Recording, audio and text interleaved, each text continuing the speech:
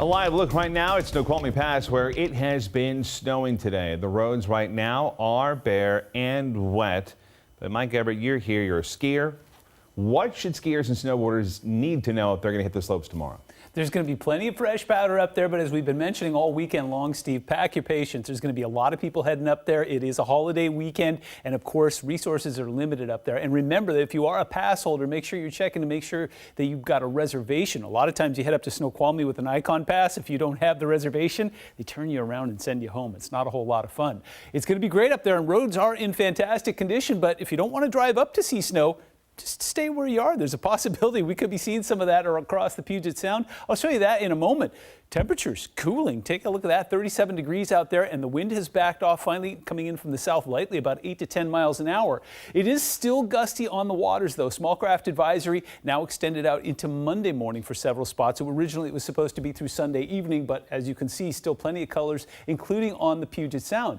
As long as we're talking about watches and warnings, all of the winter storm warnings and the winter weather advisory that was in place for the northern Cascades has now been allowed to expire. We still have one in place that'll be there until 4 a.m. on Monday. The south is doing great. In fact, all the way down into Oregon, they're picking up some great snow as well. Now, changing gears as we go into the middle of this week, it is about to get cold everywhere, including the Puget Sound, but one spot in particular is going to be up towards Skagit and Whatcom counties. We're talking about Fraser outflow winds once again. They're going to pick up Monday around 1 p.m. and stay gusty until about 4 p.m. on Tuesday, up to about 55, possibly even 60 miles an hour in some spots, and it's going to be that dry, cold air that's going to take temperatures and wind chills down into the single digits. So do be very careful and make sure that you're not putting yourself into a position where you're vulnerable or unprotected. Take a look at this. As we go to about Monday at 1 p.m., we start to see those winds coming in there from the north and east, sustained about 15 to 20 miles an hour. Again, don't let that number fool you. We will be seeing some gusts getting up to about 45, 55 miles an hour,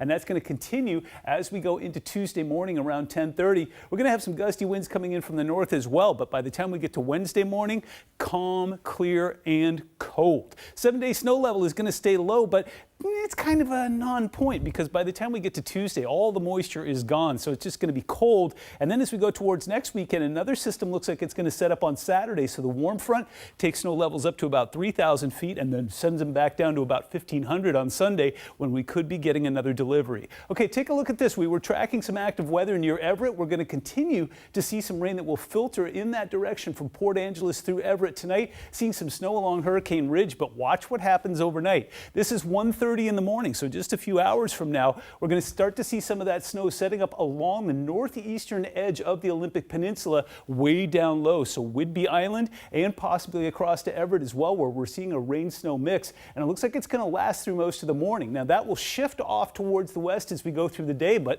we're seeing low elevation snow all the way along the northern edge of the Olympic Peninsula. And then take a look down towards Seattle. We could be looking at some snow off towards Bainbridge as well. It's not going to stick.